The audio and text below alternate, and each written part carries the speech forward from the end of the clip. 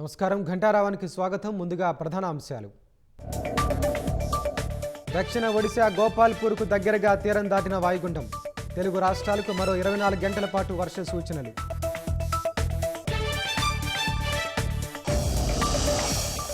ఉమ్మడి కర్నూలు జిల్లాలో భారీ వర్షాలు. లోతట్టు ప్రాంతాలు జలమయం, జనం అవస్థలు.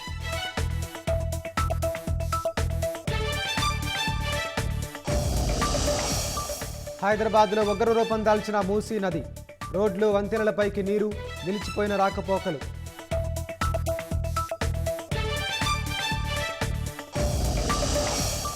యూపీలో ఘర్షణలకు దారితీసిన ఐ లవ్ మహ్మద్ వాయిదా.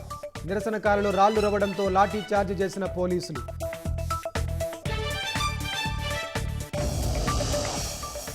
వైభవంగా తిరుమల శ్రీవారి బ్రహ్మోత్సవాలు. కల్పవృక్ష వాహనంపై దర్శనమిస్తున్న స్వామివారు.